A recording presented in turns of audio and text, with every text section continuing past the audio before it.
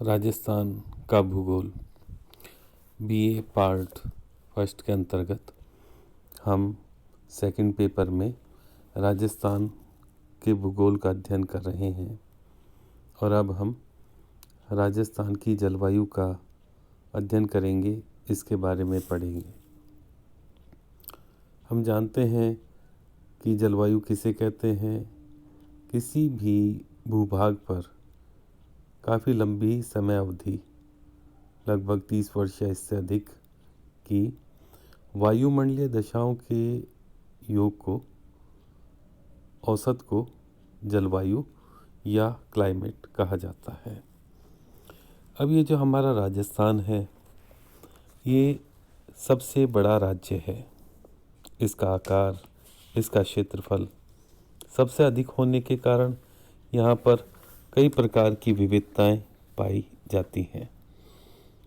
जैसे यहाँ पर दक्षिण में बांसवाड़ा, झालावाड़ आदि ज़िले हैं। वहीं पर ही जैसलमेर, जहाँ पर वर्षा काफ़ी कम होती है।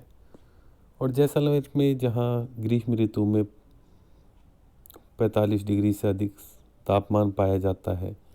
पश्चिमी राजस्थान के और भी कई ऐसे क्षेत्र हैं जहाँ पर तापमान 48-50 डिग्री तक भी टच करता है, पहुँच जाता है। वहीं पर ही आबू के अंदर शीत ऋतु में तापमान हिमांक से भी नीचे चला जाता है। इस तरह से यहाँ पर अलग अलग प्रकार की विविधता राजस्थान की जलवायु में पाई जाती है। अब ये कौन कौन सी विशेषताएं हैं, इनके बारे में हम अब एक एक पॉइंट वाइज पढ़ते हैं। पहला है जलवायु के प्रदेशों की विभिन्नता। राजस्थान में तापमान, वर्षा, ह्यूमिडिटी यानी आर्द्रता, मेघों की मात्रा, वायुदाब, इन सभी के कारण से अलग अलग प्रदेश, जलवायु प्रदेश के अंतर्गत इनको बांटा जाता है। और ये हैं शुष्क जलवायु प्रदेश, अर्धशुष्क जलवायु प्रदेश, आर्द्र और उपाद्र जलवायु प्रदेश। दूसरा है इसमें वर्षा की अनिश्चितता। हमारे राजस्थान में यहाँ पर वर्षा अनिश्चित होती है, अनियमित भी होती है। यानी कि ये किस समय शुरू होगी, इसका जो समय है वो नियत समय पर ये शुरू नहीं होती। और दूसरा, ये नियमित रूप से कि इसका जो अंतराल है, इतने समय बाद में, इतने हफ्ते बाद में ये वर्षा ऋतु के अंदर वर्षा होगी ही, इसका भी कोई पूरी तरह से निर्धारित नहीं है। इस कारण से यहाँ पर वर्षा अनिश्चित और अनियमित होती है। और नतीजा ये होता है कि कई बार वर्षा बहुत गैप तक नहीं होती, जिसकी वजह से सूखे जैसी स्थिति बन जाती है। अगला पॉइंट है सामयिक वर्षा। मानसूनी क्षेत्र है भारत का, राजस्थान भी इसी के अंतर्गत आता है। और राजस्थान में भी संपूर्ण वर्षा का लगभग 90% भाग ये ग्रीष्मकालीन मानसून से वर्षा प्राप्त करता है। और शीतकालीन में समय में केवल 10% ही वर्षा प्राप्त होती है। इस तरह से वर्ष भर की जो वर्षा है 2 से 3 महीनों के अंतर्गत ही मिलती है। आगे है इसमें वर्षा का असमान वितरण। जहाँ पर कई ऐसे ज़िले हैं, ऐसे क्षेत्र हैं जहाँ वर्षा 75 सेंटीमीटर या 100 सेंटीमीटर से भी अधिक है। वहाँ पर पश्चिमी राजस्थान में, जैसलमेर में ये प्रतिशत इसका और भी कम होता जाता है।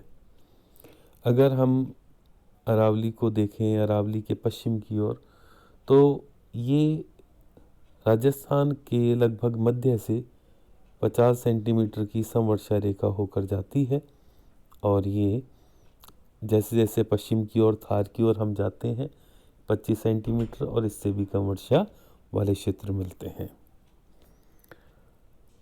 आगे है इसके बाद में वेरिएशन इन टेम्परेचर, तापमान की भिन्नता।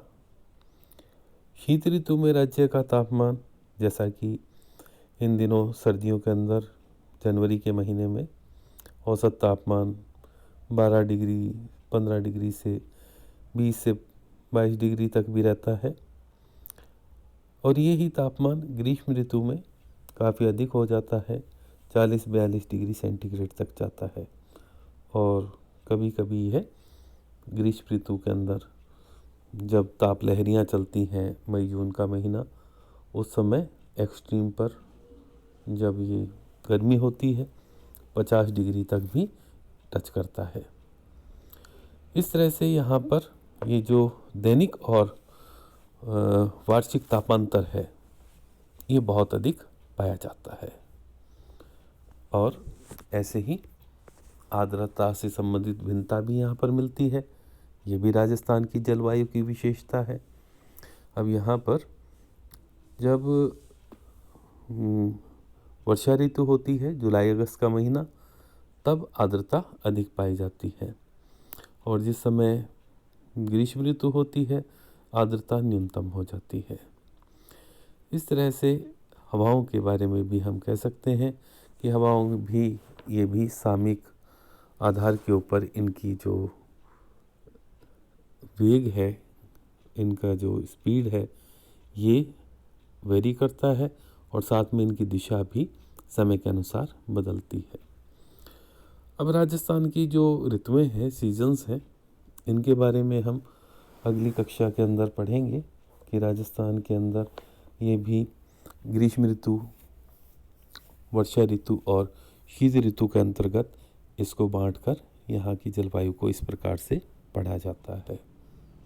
धन्यवाद।